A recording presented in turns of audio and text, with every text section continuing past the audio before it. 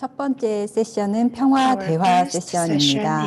세계 평화와 하나의 세계 건설을 위해서 꼭 해결해야 할 문제 중 하나는 최근 지속해서 대두되고 있는 인종 차별 문제일 것입니다. 바로 인종의 우를 지어 서로 반목하고 차별하는 것인데요. 첫 번째 세션 평화 대화는 UN 세계 평화의 날 공식 주제로 준비하였습니다. 인종주의 중식과 평화 구축을 주제로 좌장으로는 레오 루페비르 조지타운 대학교 교수님을 모셨습니다. 그 외 패널 분들로는 캐롤린 존스 메딘 조지아 대학교 교수님, 줄리우스 K 카토 웨스턴 대학교 킹스 칼리지 부교수님, 쿠니코 테라사와 와트버그 대학교 부교수님을 모셨습니다. 그럼 지금부터는 평화 대화를 이어가겠습니다. Thank you very much. I am Leo Lefebvre, and I'm pleased to welcome you to our first panel, which will focus on peace dialogue with reference to the topic End Racism, Building Peace. This is one of the most urgent and demanding challenges that we face as global citizens.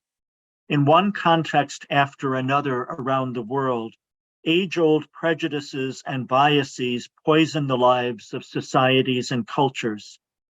Religious traditions historically have played ambiguous roles. Each tradition faces the danger of being abused and pressed into the service of particular agendas. But each tradition also has resources to challenge prejudices, teach respect, promote reconciliation, healing, and harmony. If you would like to present a question or comment, I would invite you to use the Q&A function at the bottom of your screen. Towards the end of this session, we will share some of these so far as we have time. We'll address as many questions and comments as we have time for. Our first speaker in this panel is Dr. Carolyn Jones Medine. Dr. Medine is the All Shall Be Well Professor of Religion at the University of Georgia in Athens, Georgia. She also serves the University of Georgia as a professor in and the director of the Institute for African American Studies. She is the current vice president of the Society for Buddhist Christian Studies and is an active participant in Buddhist Christian relations. So I now invite her to share her presentation. Thank you very much. In The Souls of Black Folk, W.E.B. Du Bois wrote that the problem of the 20th century is the problem of the color line. This statement, written during intense racial violence in the United States and colonial exploitation across the globe, was prescient in the ways Du Bois could not know in 1903. His problem, as we know, has entered the 21st century. Here, I will examine how Du Bois points to the impact of racism in world politics. I will suggest how COVID has highlighted racism, particularly in its influence on immigration. And then I will talk about two forces, fundamentalism and the strong man, that perpetuate racial injustice. Finally, I will discuss one contemporary response, the return of a love ethic that seeks to counter racism and its effects.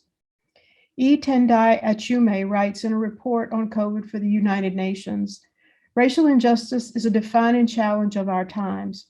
Systemic racial discrimination is embedded into transnational, legal, economic, and political systems. These systems uphold racial inequality by constraining the possible solutions for challenging such inequality. How do we understand what racism is? Racism is a lived reality involving social prejudices that emerge from systemic encoding, generating the micro and macro aggressions that people of color encounter daily. Socialized behavior involves familiar practices that actualize and realize systemic ideological racism that rationalizes, legitimizes, and enacts the distinction of the other, the foreigner, the stranger, to solidify belonging and reinforce the outgroup. Racism, Van Dyke argues, is stored social memory. Especially in times of social stress like COVID, we tend to deploy what Iccgc calls master signifiers. For example, Iccgc argues for the Nazis, the problem is simply the Jew, the master signifier that answers, that is a dog whistle, that answers complex questions, quiets anxiety by giving intelligibility, and permits domination and violence. Race, therefore, is not a perspective on international relations. It is a central organizing feature of world politics. The dominant frames for understanding global politics are based on race and racist intellectual foundations and are rooted in Western-centered discourses that privilege whiteness, limiting Western structures' capacities to generate peace. Bandobadaya argues with Du Bois that the color line represents a schism and that racism is wholly dysfunctional to the stability and viability of the international system, since it creates a gulf that is impassable. The schism is one in the human soul, as Du Bois recognized in his construction of the double consciousness, as well as in systems. And into the 21st century, the racist foreign policies of white powers have remained basically unchanged. Racism deployed cynically is a useful political tool. In US politics, Republican strategist Lee Atwater in 1981 gave a famous interview in which he laid out the infamous Southern strategy. Atwater explained how Republicans could win the votes of racists without sounding racist, and illustrates that racism, therefore, is not disappearing, it's adapting. Atwater said, "You start out in 1954 by using the N-word. By 1968, you can't say it. That hurts you, it backfires. So you say stuff like forced busing, states' rights, and all that stuff, and you're getting so abstract," end quote. This coded language, these master signifiers, are what Ian Haney Lopez calls dog whistles that subliminally maintain racial grievance. A dog whistle is the use of a coded language in political messaging that manipulates, signals, and provokes a particular interest group without incurring opposition. Lopez argues that dog whistles lay bare how race has become central to American electoral politics. The dog whistle's appeal is that it can hide racism even from those in whom it triggers strong reactions and make it seem like common sense. The goal is to suggest that the majority is endangered by and doing too much for undeserving minority populations. Since the report that whites will become the minority in the US in 2045, dog whistles also trigger those who fear that they are becoming small numbers who will be replaced, suffering enormous cultural and economic losses in the process. Therefore, increasing number of others, quote unquote, pose an existential threat. Race deployed this way emerges in our immigration debates. Open borders is the dog whistle that extends the Southern strategy to encompass immigrant lives, the resistance to whom is worldwide. The number of people needing humanitarian assistance increased by 40% in 2021, straining host countries. The Pew Research Center reports that in many countries, majorities want fewer immigrants or none at all to be allowed to cross their borders. In the United States, Blackness particularly is an issue in immigration. Haitian immigrants are a symbol of this. Black immigrants are detained and deported at higher rates and are 6 times more likely to be sent to solitary confinement. COVID spotlighted inequalities in race, ethnicity, and class, and affected immigration as well. We know that globally minoritized populations experienced higher rates of infection and death, and COVID fueled racist discrimination in the United States as the Trump administration enforced Title 42 of the Public Health Services Act of 1944, which authorized the Centers for Disease Control to suspend entry of individuals at the borders, including asylum seekers. The Biden administration has carried on Title 42, such that even Ukrainian refugees are denied an exception under that law. Dog whistles describing COVID also unleashed racial violence. For example, in the US, when it was called the China virus by President Trump and the Wuhan virus by Mike Pompeo, but there were global incidents of harassment and physical attacks all over the globe. An egregious event involved a Black man in New York punching a 67-year-old woman of Asian descent more than 125 times. This dog whistle language reinvigorates social Darwinist underpinnings of racism, which argue that poverty, race, and otherness are diseases that threaten civilization. In the 19th and early 20th century, in the early 19th and 20th century, scientific racism argued that being unfit, poor, disabled, of a so-called lower race or ethnicity, of any other so-called defective, degenerate, or inferior class and that the civilized could use any means to prevent the unfit from perpetuating their kind, because the key to progress was the annihilation of these lower races who stood in the way of advanced culture and civilization. Since American Indians, Polynesians, and Australian Aborigines were understood to be destined to die out in Darwinian competition, European expansion was justified in driving them to the brink of extinction. The color line from social Darwinism to the gas chambers and across the border is direct and distinct, and undermines any sense that human dignity is to be respected and maintained. Mary Midgley has suggested that social Darwinism remains the unofficial religion of the West. Two elements contribute to this religion: fundamentalism and the rise of the strong man. President Jimmy Carter warned us of the dangers of fundamentalism in his book, Our Endangered Values, in 2005, summing it up as involving rigidity, domination, and exclusion. Fundamentalist leadership does special favors for the powerful, abandoning social justice and ignoring the needs of the poor. It denigrates those who differ with its premises and attempts to exclude those who refuse to conform. It is inherently violent, as it views negotiation and other peaceful efforts to resolve differences as a sign of weakness. Carter recognized that in the United States, the effort to merge fundamentalist Christianity with the right wing of the Republican Party brought a danger. This, for him, moved the American superpower away from a commitment to truth and justice, peace, freedom, and other moral values to mere power brokering. Carter sees fundamentalist small numbers exercising disproportionate influence through neoconservative politics fueled by an appeal to an intensity of feeling and to the prejudices of ordinary people.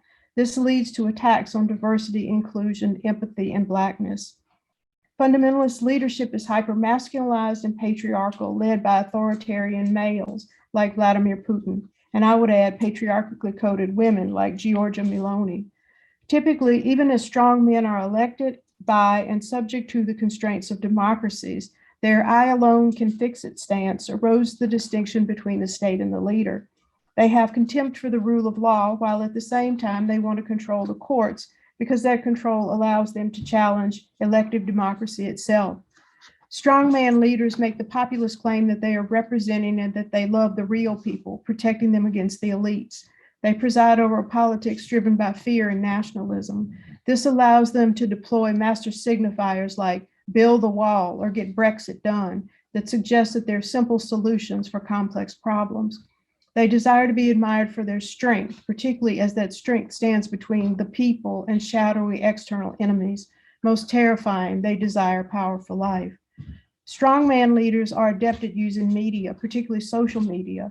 This direct personal connection lets the strongman empty language of any ethics and responsibility so that it operates in the service of violence. Control in social media also allows, in the case of China, for example, more intense monitoring of those who resist the state and of ordinary citizens as well. The hypermasculinity in strongman leaders, despite their nod to traditional values, makes them predatory, and their attitudes about women make this clear. The liberation of women is a threat to patriarchal rule, and women must be put in their place for strong men to maintain power. Race figures in the work of the strong man as any others pose a threat to the nation. The containment and destruction of others can reinforce our values and our way of life. Therefore, the strong men and their followers claim that they are victims of the other, even as they use their power to contain and destroy that, quote, threat. Race, as we see, is connected intimately to power. As Howard Thurman put it, violence is the pattern of power in the modern world, and violence has its own etiquette and ritual and its own morality. Power breeds self-interest, as Ibrahim Kendi writes, limiting anti-racist work and change. History is clear, he says. Power cannot be persuaded or educated away from its self-interest. Those who have the power to abolish race discrimination have not done so thus far, and they will never be persuaded or educated to do so as long as racism benefits them in some way. Is there a way to address power and racism? One thing I see emerging is a recovery of an intercultural and interreligious form that entered American politics through Howard Thurman's encounter with Gandhi, moved into the understanding of nonviolence that Thurman passed on to Martin Luther King Jr., and is now revived in what Bell Hooks calls a love ethic. A love ethic calls us into practices of the self that address the absence of mind that leads to the dispelling of inwardness and to erasing even the most basic level of rational ethical self-awareness, all of which lead to racism and violence. For Hooks, a Buddhist Christian, turning to a practice of love may open us to a recognition that we, as Thich Nhat Hanh puts it, enter R, addressing racist separation. Love demands we wake from ignorance to accountability to be able to practice all the dimensions of love: care, commitment, trust, responsibility, respect, and knowledge. Practice suggests that love can be a skillful means, not just an intense emotion that mindlessly supports fundamentalism and reacts to dog whistles. Coming out of ignorance, we can challenge the master signifiers of what Hooks calls the imperialist, capitalist, white supremacist, cisgender patriarchy, these power systems at which we live and move and which shape our being. We can cut a path towards transformation, developing loving kindness, the compassion to seek to free all, as the Bodhisattva vow says, from suffering. A love ethic harnesses and puts ahimsa, the force of nonviolence that moves in the universe, into practice through what Gandhi called satyagraha, soul force, to release love, the most completely persistent quality of which the human spirit is capable. Love moves in our actions, challenging destructive power and forming what King called the beloved community. The work of a love ethic, of awakening and redemption is hard, but it is necessary, and it must be ongoing because the darkness of racist power never goes away. As Buddhist teacher Gil Fonsdale reminds us, life is suffering, but if we are mindful, we can address suffering with love, one drop at a time. And I quote him, cultivating the ability to bring love into all aspects of our life and to all people we encounter. This can be a daunting task, but it begins with having the intention to do so, and it is supported by appreciating each manifestation of love that we encounter. Even practicing loving kindness for the time that it takes to snap the fingers is beneficial. Each drop of practice is significant, and as the Buddha said, with dripping drops of water, the water jug is filled. Thank you. Thank you very much, Carolyn, for this wonderful, moving reflection. Our next speaker is Dr. Julius K. Cato, known to his friends and colleagues as JK. He is Associate Professor of Biblical and Religious Studies at King's College Western University in London, Ontario, Canada. He is also the Director of the Center for Interreligious Learning and Dialogue. He is a member of the Board of Directors of the Society for Buddhist Christian Studies. And so now I invite JK to present his reflections. Sorry about that. So good evening, everyone. And thank you, Leo, for that wonderful introduction. And now I trust that I can be heard loud and clear, right? Sorry about that. Okay. Let me read first my summary so that I can be controlled in what I'm going to say, but I'm not going to read my paper. I'll just try to summarize the most important points. But first, my summary.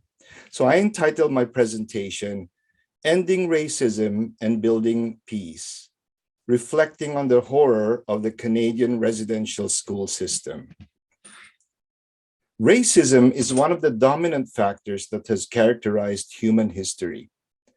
It refers to one of the means that have been used by humans throughout history to privilege some and oppress others. There are other ways to privilege and oppress others, such as using gender, class, religion, etc. Hence, the category of race has to be reflected upon together with these other factors. And this is often called intersectionality. In this presentation, I'm going to reflect on racism within the wider framework of human worldview development and its connection with imperialism, colonialism, and the role that religion has played in all of this. I'll point out that to end racism and build true peace today, more people have to recognize that the privileging of certain people and, on the one hand, and the oppression of others on the other, basically stem from an uncritical and unquestioned ethnocentric and mythic worldview. We should also keep in mind that religion is deeply involved in this. In fact, religion has often been used to privilege some and oppress others. Hence, an uncritical and unquestioned mythic ethnocentric worldview has to be overcome, especially today in our globalized, interconnected world. This is particularly urgent in our post-COVID world, I would say. This will happen when more people move to a more world-centric and cosmocentric worldview.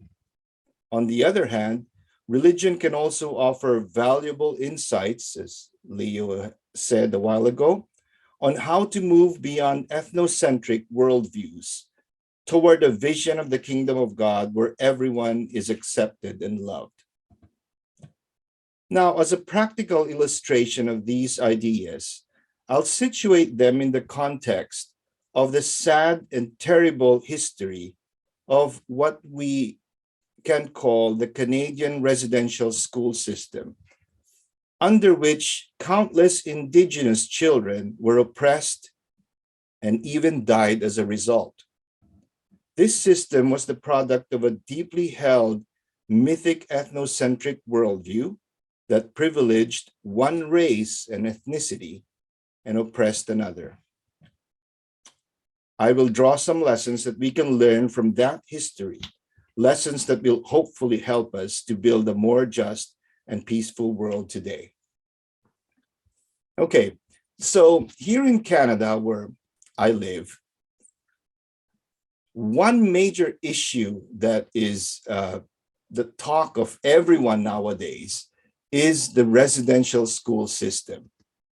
So to give you a little bit of history, last year in May 2021, the unmarked graves of 215 children were found in a place called Kamloops. This is in the province of British Columbia, in a former residential school.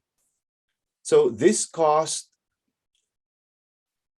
a great shock among everyone in the country because once again, it showcased that in the residential school system, there were a lot of these terrible things that were done to Indigenous children. So these unmarked graves were a symbol of the terrible treatment that these children received, so much so that many of them died, and their names were not even recorded. Many of their names of the children who died were not even recorded, and hence the greater shock that resulted because of this discovery. So this became such an important issue that a National Day for Truth and Reconciliation was established. And here in Canada, that's observed on September 30th. So this year, we had the second National Day for Truth and Reconciliation. And on this day, we seek to remember those terrible things that happened in history, especially in the context of the Canadian residential school system. And then on a positive note, we try to listen more deeply, if I could reference the last session, to the wisdom, the culture, the civilization, and other expressions of the Indigenous people who were originally here in Turtle Island, as they call it, in North America. So when the residential school graveyard discovery happened, of course I was shocked. And I tried to collect my thoughts in order to convey them to my students, and I also wrote a blog post about those thoughts. So I'll try to summarize the dominant thoughts that occurred to me when I was reflecting on this sorry history. So first of all, what came to my mind is that in a sense, and this is quite a negative view, human civilization can be considered to be cruel. Of course, it's not only cruelty that we have within ourselves, we also, because we're created in the image of God, as the Christian tradition says, or in the Buddhist tradition, we have the Buddha nature. We also have deep well springs of compassion, but unfortunately, very often our cruel streak comes out. And this cruelty is or has been realized in history through various means, such as imperialism, colonialism, and of course, racism. And when I think about racism in the context of the Canadian residential school system, of course, we have to connect it with violence and oppression against race, a race of people, by another race. But there's also ethnicity involved there. Race and ethnicity, of course, are very intimately connected. But then there's also culture, civilization, and religion, also deeply involved in this whole sorry history. So all those things are interconnected, and we have to reflect on all of these factors. But there it is. I was thinking also that since I've been working for a while now with faith development and stages of faith, I reflected that this cruelty and oppression practiced by one race, one ethnicity against another, is rooted in what many thinkers and developmental thinkers call the ethnocentric worldview. So developmental thinkers say that human beings develop in a predictable pattern. So when we're born, we're basically egocentric. We think only of ourselves. But if we grow in a normal way as human beings, we conquer our egocentrism and direct our care and attention to members of our own in-group or ethnic group. And so we call that ethnocentricity. However, in this globalized world, it's very urgent that we go beyond ethnocentricity towards more advanced stages, such as world-centric, acquiring a world-centric worldview, and even a cosmocentric worldview, in that we do not just treasure human beings, but even our fragile nature. But then for most of human history, most humans have been very ethnocentric. And if you combine ethnocentricity with power, especially imperial power, then it's easier for one group to privilege themselves and oppress others. And that's a very simplistic way of describing what happened here in North America and in many parts of the world. If we can, again, simplistically describe it, European imperial powers at a certain stage in history went out and conquered other lands and peoples. And because they were ethnocentric, basically ethnocentric in their outlook on life, they privileged themselves and oppressed others. Hence, that is what happened here in North America. And here in Canada, we've become very much aware of that because of the so-called discovery of the residential schools, the former sites of the residential schools, where these horrible things were done against many indigenous children. I suspect that in the US, that will still happen and more shocking things will come out. And it's a very difficult thing to face because the effects of that continue to linger, both for the oppressed as well as for the oppressors. And hence, the concept of truth and reconciliation, facing the truth of the past, but also trying to work reconciliation in the present is very, very important. So again, continuing my reflection on this problem, on this issue, I thought that especially now in our globalized and interconnected world, it's really very urgent for us to move from an ethnocentric worldview to a world-centric and cosmocentric worldview. And of course, many of our young people, the people who come to our university, for example, basically are living already in a very interconnected world. And many of them have already world-centric and even very developed cosmocentric worldviews. However, one problem that I sense is that when many of us go to our faith communities, there's still a very strong ethnocentric character in many of our faith communities, in many of our religious institutions. And so as a professor of religious studies, even as a theologian, I think that it's really very urgent to help people who come to our faith communities to develop a more world-centric and cosmocentric consciousness. So those were just some of the thoughts that occurred to me as I reflected on the horror of the Canadian residential school system. And I hope to have a discussion later on. Thank you for your attention.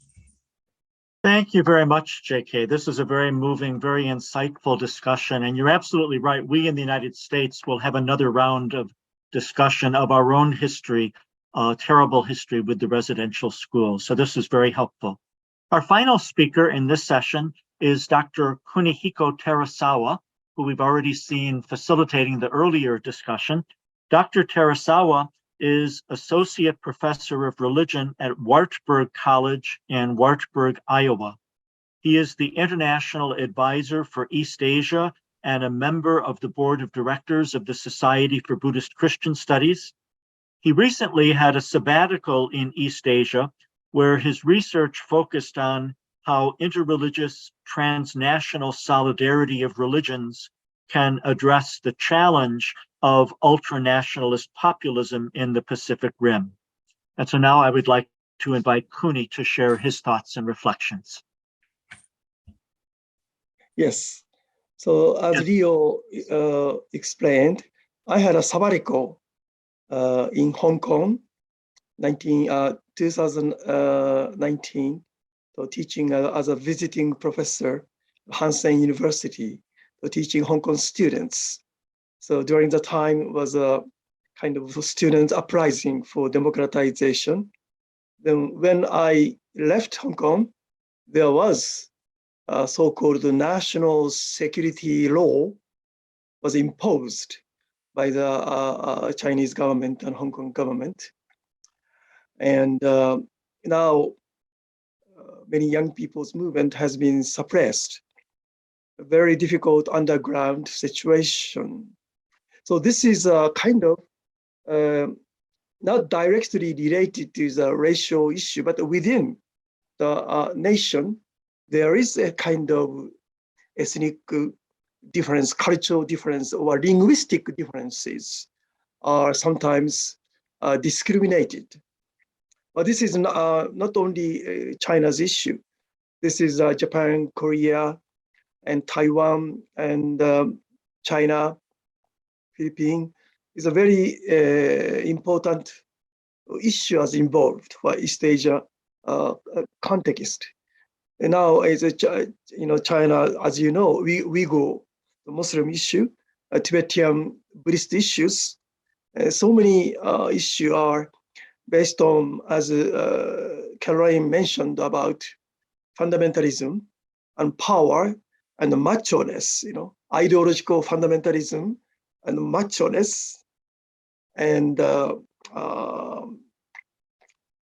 power eventually discriminate many situations. We have to be critically examine for the future of the East Asia and Pacific Rim. So my experience in Hong Kong, I try to now short paper to read. And during my sabbatical, I taught at the Hansen University of Hong Kong as a visiting professor. This reflection drew from my direct communication with students and other Christians in Hong Kong in a tense situation of their struggle for freedom and autonomy. Their freedom should have been guaranteed by the agreement of one country, two system between Chinese Communist Party, CCP government, and the United Kingdom when Hong Kong was returned to China from United Kingdom in 1997. But Hong Kong's autonomy has been eroded over the years, most recently by the Beijing government enactment of new national security law on June 30, 2020. 2020. Students in Hong Kong receive a liberal arts education that cultivate independent critical thinking. Many excellent schools are, in fact, Christian affiliated. High school education includes global ethics course based on the work of many prominent philosophers or Christian theologians. In recent years, students have strongly opposed so-called patriotic education promoted by the government. The pro-CCP Hong Kong government is now suppressing liberal arts education. This includes removing from schools books that are deemed threat to China. Christians make up 15% of Hong Kong, 7.5 million population, and many Christian students have participating in pro-democracy movement. Joshua Wong, a pro-democracy leader, is a Lutheran. Christian faith is intertwined with the pro-democracy movement. During the protest in June 2019, even non-Christian demonstrator joined in singing the chorus, Hallelujah to the Lord. Such a theme as the justice of God's kingdom and the Samaritan reaching out to care for others are very prominent. Student describes this movement as a revolution of the water. They said, revolution of water, an image influenced by the classic Chinese text, Tao Te Ching, which says, under the heaven, nothing is more soft and yielding than water. Yet, for attacking the solid and strong, nothing is better. It has no equal. Water is flexible. The students' movement, like a water, has no central leader, no hierarchical organizations. Water simply flows, penetrating everywhere. Like water, the protests create movement in different locations at the same time. So police power is diluted. By utilizing Taoist wisdom of water, Hong Kong students demonstrate their openness to insight from other religions.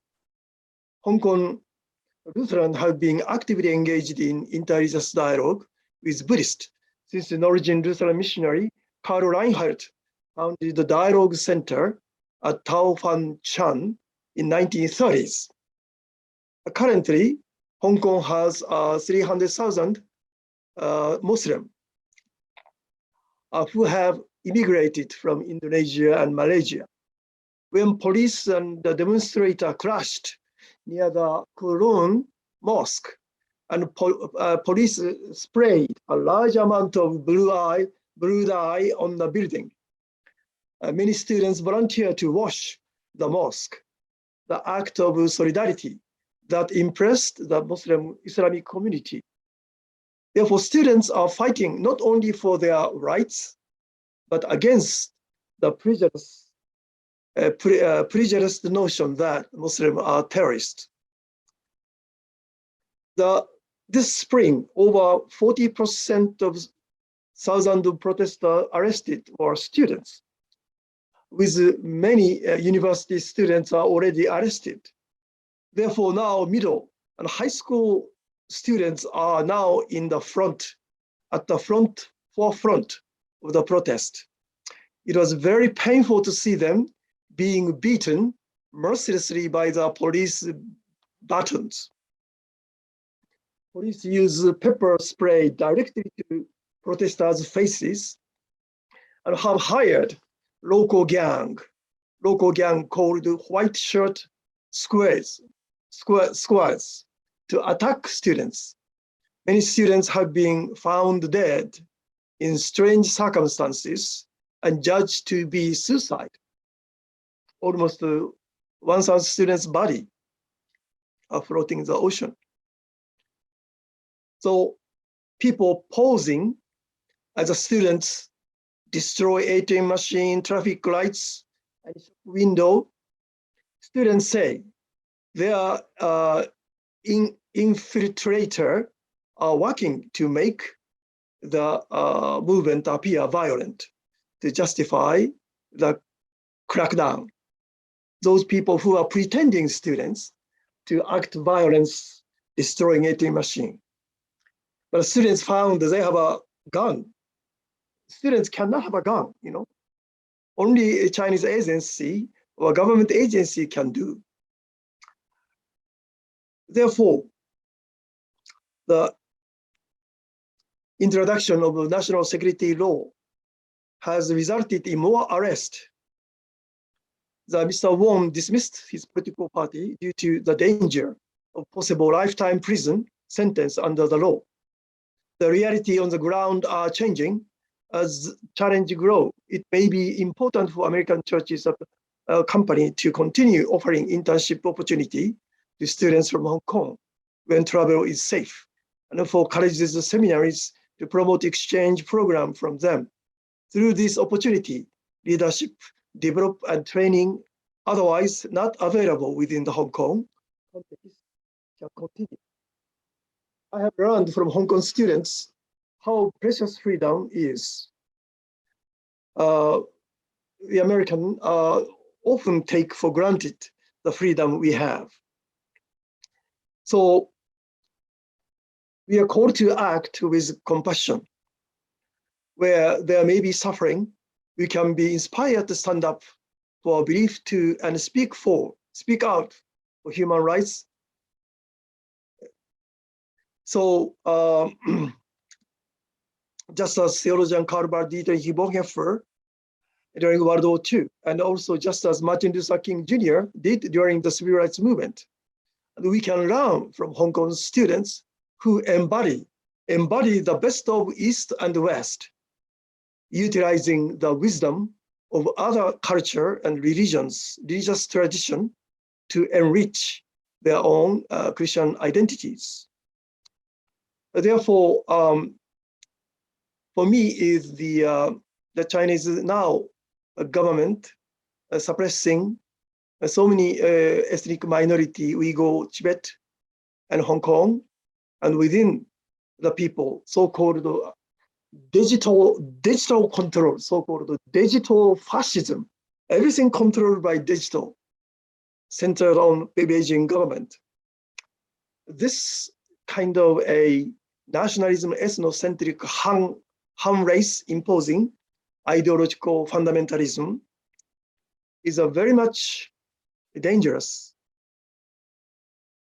that's why, as I am Japanese American, I was born in Japan. What Chinese are doing, Chinese government is doing, is a very similar before World War II Japanese Empire, imposing the national identity upon Koreans, Taiwanese, and aggression over Korea and Taiwan and China. Therefore, Japan made a huge mistake and brought a lot of disaster, not only Japan, but entire Asia. So Japan has a special responsibility to reflect their mistake of imperialism, ethnocentrism. Therefore, Japan has to tell Chinese government, do not make a same mistake. This critical self-reflection to convey Chinese government is very important. But also the religious people, Japanese Buddhists, Japanese Christians, reflecting their issue to make dialogue with Chinese Christian, Chinese Buddhist is a very critically important for the peace of East Asia. Thank you very much. Thank you very much, Kuni, for this wonderful reflection. I think each of you illumined the tremendous challenges that we face. And so I'd like to start the discussion period. Well, let me first, again, invite our audience. If anyone would like to join the discussion from among our viewers, please use the Q&A function at the bottom of your screen, and we'll address as many questions and comments as we have time for. I'd like to start by posing a question to each of you to go further on things you touched on, specifically about the relation between interreligious contacts and building peace. So Carolyn, you mentioned the encounter of Howard Thurman and Mahatma Gandhi. Thurman knew the terrible racism of the United States, which seemed so intractable in the 1930s. And Gandhi in 1936 knew the terrible racism of the British Empire and the terrible suffering of so many people in India. So these seem to be massive powers that are just entrenched. And yet something happened when Howard Thurman and Gandhi came together that might be a source of hope. So could you maybe expand a little bit more on that, on what are the gifts of Howard Thurman and Mahatma Gandhi to us? Well, I'm reading a lot of Thurman right now, and he's an interesting figure because he was the sort of theoretical architect of the civil rights movement, but he wasn't a person who ever marched in the civil rights movement. And I think he learned two things from Gandhi that really solidified his way of thinking, really. And the first one was about ahimsa, that it was not just that nonviolence is a force in the universe, and it's a force in the universe that counters violence. So there's a yin yang in a sense of violence and nonviolence that are acting against each other. And the idea that you could harness ahimsa and use it against violence, I think, was eye-opening to Thurman. Well, it solidified things that he'd been thinking about for a very, very long time. And the second thing, and I'm still really thinking about this one a lot, and Kuni, your presentation and really made me think about it in China, is that oppression saps the vitality of a people. That if you live in fear, you begin to mask so much for survival that you lose your real face. And that when that vitality is sapped out of a people, they become fearful and they don't really even have the energy for self-recovery. And I think one thing that Thurman started thinking about was, how do you generate vitality so people actually are empowered to face racism in a nonviolent way? Because if you're exhausted, mentally, physically, and in every other way, there's no energy to not always fight back directly, but even to claim your own selfhood. I think that's one of his huge insights. And also, and we could talk more about this, his insight about Jesus as a man of his time who was addressing issues of his time, as well as being, of course, divine. But for Thurman, analyzing how Jesus addressed the oppressive situation of his time was just as important as, and more important really for Thurman, in some ways than Jesus as a divine being who could just fix things, right? Right. Thank you very much. JK, I was very glad that you mentioned this terrible, tragic history of the residential schools in Canada, that I've been following the news there, of this terrible discovery of the remains of these children who died. And then I was moved by Pope Francis's visit and his meetings with Indigenous peoples. And I know this is an ongoing process, that there's much more that still remains to be done. Right. My question to you is, I'd like you to expand on what are the gifts that the Indigenous peoples offer to those of us who are not Indigenous, because they have their own cosmocentric worldview, their own religious traditions, and they have been victims of racism for so many years in so many different contexts around the world. And I think one of the most important challenges for us today as we try to build peace is to reconnect with the wisdom of the Indigenous people. So could you expand a bit more about the First Nations in Canada or other Indigenous peoples that you may have experience of as well? Right. So thanks for that question, Leo. We just celebrated the second, as I said, National Day for Truth and Reconciliation. And what struck me as I was listening to the radio, watching TV, was the amount of coverage that happened on that day, especially focusing and showcasing Indigenous art, for example, Indigenous ways of thinking.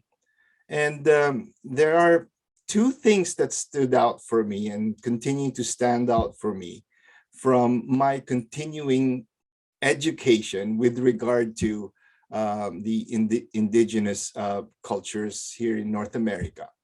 First is the intimate connection with nature. And this is very relevant for us today because, as we know, we are in a global ecological crisis, and it might be even too late to stop the destruction that we humans have already wrought on our ecological system. And so in this time of crisis, I think we can tap into this very deep connection with nature that the Indigenous peoples here in North America had and continue to have. And they themselves are in the ongoing process of trying to recover their culture and civilization that have been, of course, suppressed, oppressed, destroyed by the Europeans who came here. But in this ongoing process of recovering their traditional wisdom, this is one thing that I think we can learn a lot from our Indigenous brothers and sisters, to treasure nature, okay, the connection with nature. And the second thing that stood out to me was the connection with ancestors. And this is also quite important to me because I just finished writing a book manuscript last summer and submitted it finally after 2.5 years of writing it. I call it my pandemic book. But the subtitle of the book is The New Testament as Spiritual Ancestry. So the category of ancestry is such, or became such an important thing to me in the process of writing this book. And so maybe that was the reason why this connection with ancestry that our Indigenous brothers and sisters have stood out for me. I think those are two things that we can learn very much from them.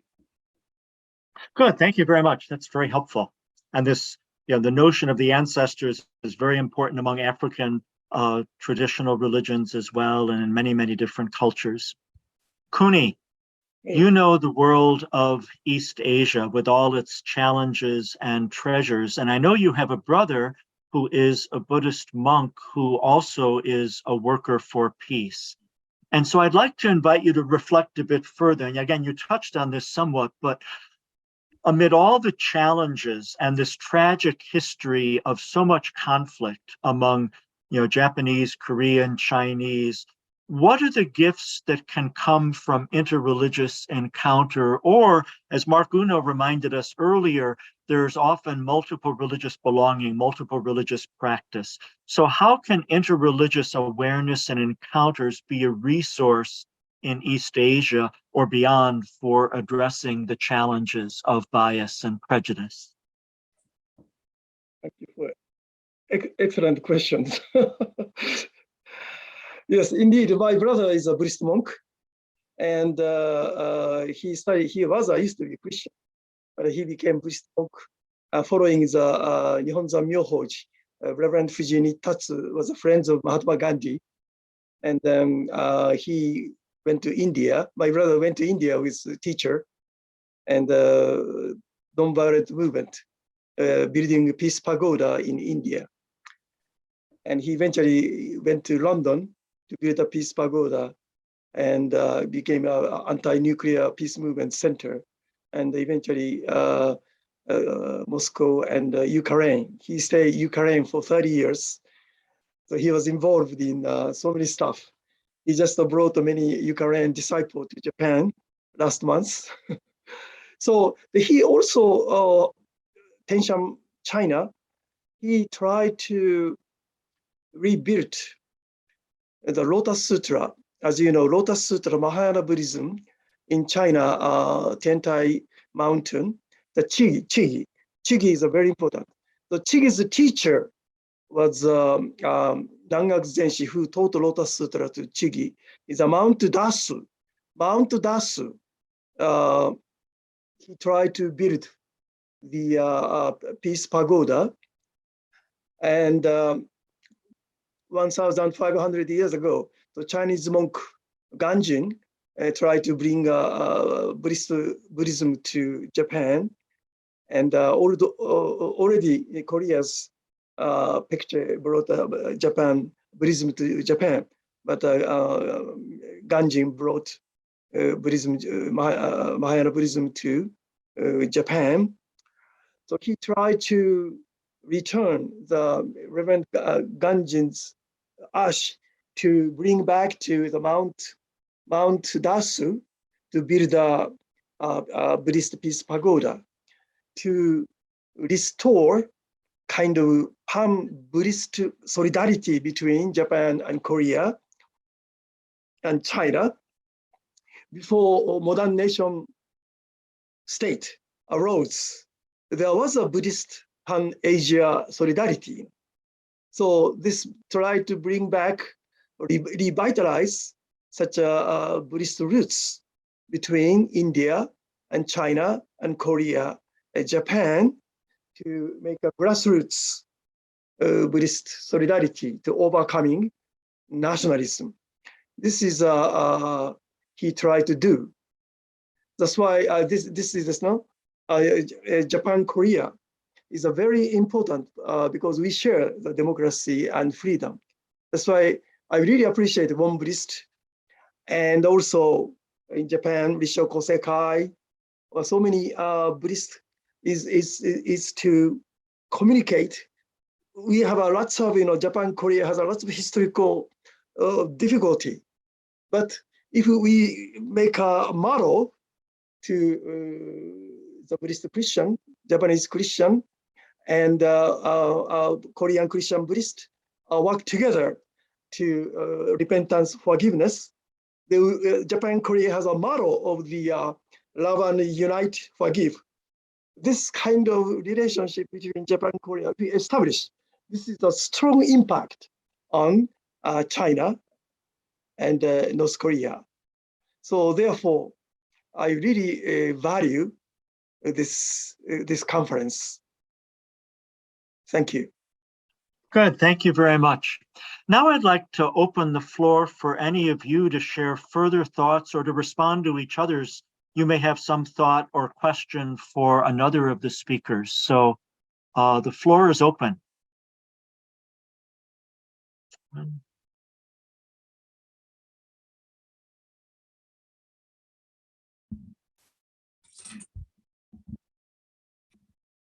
And again, any questions from our audience, from our viewers? Nope, no open questions at this time.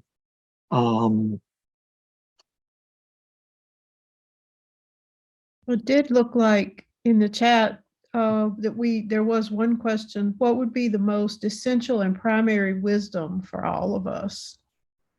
Excellent question. Yeah. Yeah, I think that's a really important question. Mm-hmm. Ultimate wisdom? What would be the most essential and primary wisdom for all of us?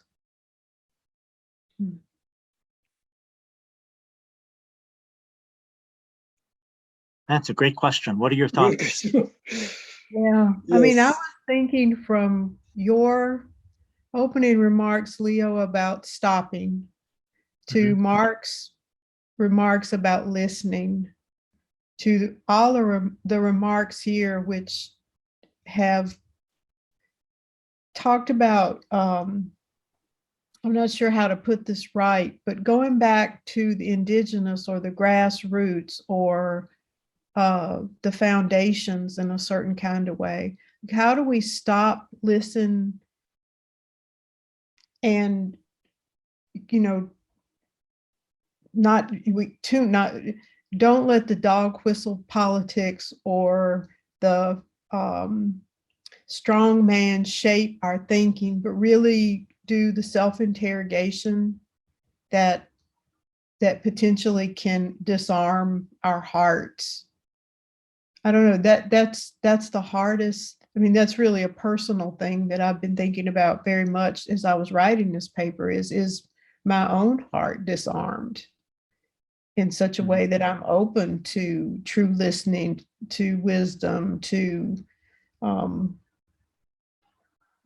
the kinds of things that the conversations on this panel and everything we've heard so far have been calling us to. Yes, I'm reminded of the story I think Mark told of the lobbyist who was always reactive. And I can see that. I live in Washington, D.C., and so the politics can be hyper, and everybody has agendas, and there's always this and that. And it's very easy for us to get into a reactive mode of being. And even when we're convinced that our virtues are right, it's the reactivity that can undermine the process of moving forward.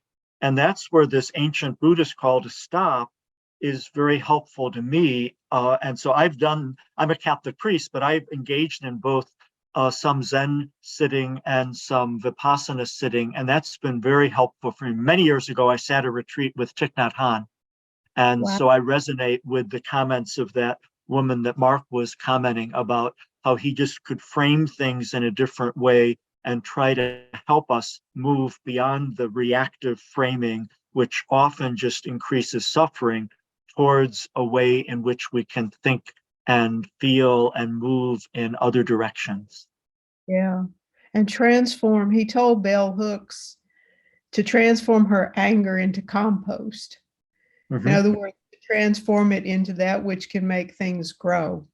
And I've been thinking about that a lot.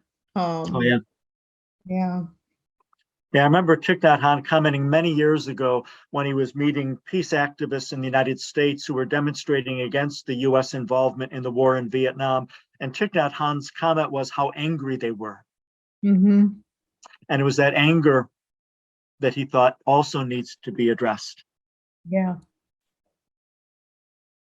That question lately, I've always I've often thought that the primary wisdom that we have to learn is our common humanity. You know, when you, I teach religious pluralism here in our university college.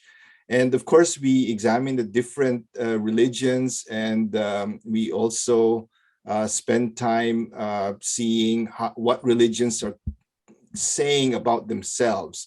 And of course, a lot, especially of the monotheistic religions, say, oh, we are superior because of this, because of that. So when the discourse focuses on what makes us better than others, then that is completely opposite to our common humanity. And if we apply that to racism, of course, racism has the same, goes in the same direction. What makes my race superior to yours? See, but when we go to the fundamental level, what is it that unites us as humans? I think there we can discover humanity's primary wisdom. That thought it continually strikes me a lot nowadays, especially because of all these things happening, not only in Canada, but throughout the world. Right, right. And wisdom is a theme that echoes through so many different religious traditions. I've done a lot of work on the biblical wisdom tradition and found that helpful for engaging in dialogue with Buddhists. So when I wrote a Christian response to the Dhammapada, I treated the Buddha as a wisdom teacher and started with the Proverbs of ancient Israel as a starting point. And so I think cultures around the world, including the indigenous cultures, often have a tremendous wisdom in the sayings, the practices that can be a resource for all of us as we move forward. Right. So, yeah. And to make reference to Carolyn's strongman point again, strongmen also emphasize what makes us special and different, right? So that is basically a big barrier to true wisdom. And I think we should go the opposite way, to go to what unites us rather than what divides us. Mm-hmm. Mm-hmm. And there's often a self-effacing character in wisdom. As long as we're asserting how strong we are, then we get into fights. There's a line in the book of Proverbs, do you see people who think they're wise? There's more hope for fools than for them. That's great. There is a question in the chat, but it's in Korean, which I cannot read. Do we have anybody who can help us translate it?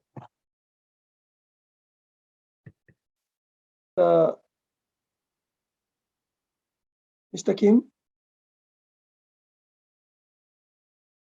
Any of our Korean friends can help us translate it? I'm helpless in Korean, I'm afraid. So am I.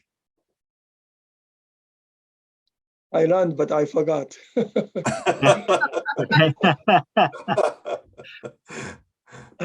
If any of our hosts here can help us interpret it, that would be great.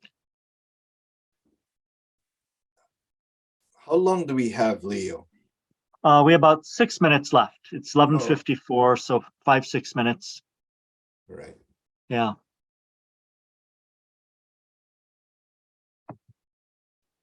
Yeah, I was struck by listening to you of the different areas geographically that you're describing, but the convergence of the problem from such different historical locations and geographical locations, but the dynamics of how we get into trouble and this drive to dominate, and then to make certain characteristics, you know, a symbol of I'm better than you are, that this is such a poison.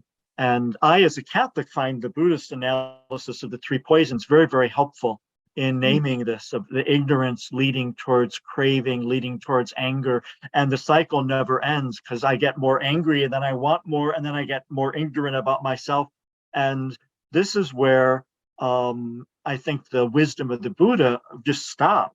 As long as we keep doing this and keep trying to win, then we'll keep reinforcing our own ignorance. And this is where the deep listening really has to take over, where we really listen to the experience of other people and allow that to penetrate our awareness and transform us. Wow. Yes. So Connie, further thoughts? Yes, it's Arnold Toynbee, historian, right? Arnold Toynbee? Mm-hmm. Yeah, he said that this is the most important civilization encounter is more than end of Cold War, the modern end of Cold War, most essential civilization turning point is to encounter between Buddhist wisdom and Christian wisdom. He says that. Yes, yes, Yes. yes. That's why encounter of the Buddhist wisdom and Christian wisdom is creating a new page of civilization. So that's why this conference and what we have been doing, the Society of Buddhist Christian Dialogue with cooperation with Won Buddhism is so essential. Yeah? Okay, now there's a question in the chat. Let me read this and throw it out. There are so many discussions and conferences between Korea, China, Japan, but the current situation is not getting better between countries. What do you think of this problem? I think, me? Yes, or anyone. Yeah, Kuni, we'll give it to you Yes, first. I think it's a nationalism, nationalism. Though politicians try to, in order to nationalistic populism, or the population using, politician using some targeting some enemy, set up the enemy, to patriotic nationalism, political populism, This is the kind of most difficult in China and also Japan, Korea. That's why I say young people and also religious people, the two people is the key, I believe. The youth, the communication of the youth, like Europe have a Erasmus program, right? That's why in East Asia too, we have to have an Asian Erasmus program between Japanese students, Korean students, Chinese students, Taiwanese students, to exchange education and also religious dialogue, Buddhist, Christian, Muslim dialogue at the grassroots. It helps to overcoming nationalistic populism. This is my view. JK, you have a heritage in both Japan and the Philippines. Do you have any thoughts on these issues with regard to East Asia? Yes, no, I have lots of thoughts. Well, when I was living in Japan, I frequently felt that Korea is so near, Yeah, yet so far. That's what we usually say in Japan. It's chikakute toi kuni. It's a near, very near, but far, right? And China's not so far either. But then, and we share so many things between us, right? Korea, China, Japan. I guess we just have to get to know each other and cultivate the double consciousness, sort of double consciousness that Du Bois was speaking about. Now, I am Filipino Japanese, so naturally it came to me to have the double consciousness. If you try to step out of a monocultural mindset and try to step into the shoes of another, it comes naturally to me because I'm Filipino Japanese. I have two cultures. But even if you're monocultural, try your best to step out of your shell and step into the shoes of another. I think that would really, really make a big difference. And I think that's a wonderful note on which to bring our discussion to a close. Both Buddhism and Christianity tell us that all things are impermanent, as is our session today. So I'd like to thank Carolyn and JK and Kuni for sharing their wisdom with us, and thank all our viewers for your attention. And I'd also like to thank the organizers of this conference for making this possible. So thank you very much. Thank you very much. 감사합니다. 감사합니다.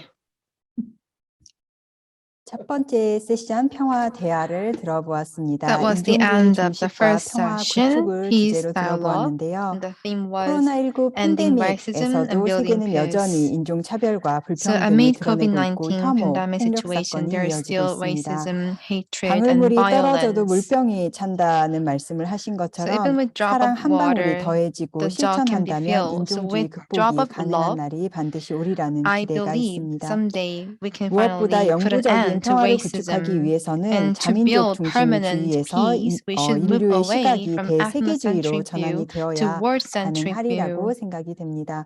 그러기 위해서는 여러 To that 종교인들과 end, 종교의 노력이 religious 반드시 community 필요하겠다는 생각을 need 하게 to 되는 put 첫 our 번째 efforts 평화 all together. 대화였습니다. So that was the main 그러면 message from 이것으로 our 오전 peace 행사는 모두 dialogue. 마치고 That's the 지금부터는 end of 약 1시간 the morning 정도 session, 오찬 and from 시간을 now 갖도록 on, we're going to have 하겠습니다. lunch for about an 오후에는 사회 hour. 정의 In the 대화, 팬데믹 afternoon, 회복 we'll have 과정에서의 낙인과 갈등 another 해결을 위한 session on 신앙과 faith and 영성 spiritual 리더십 leadership 시간이 to 있고 combat 또 stigma 종교 and 이해, conflict 불교 during 배우기, pandemic 음악을 통한 recovery. 영적 And we're 전도라는 going 주제로 to 또 learn 다른 about 세션이 religion 마련되어 through 있습니다. another 그럼 session 1시간 on spiritual 동안 dialogue, 점심 spiritual 식사를 맛있게 outlets through 하시고 1시간 music. 후에 So 다시 I hope you 찾아뵙도록 enjoy 하겠습니다. lunch 오전 and let's 시간은 meet 이상으로 again 1 마치겠습니다. hour later. Thank 감사합니다. you very much.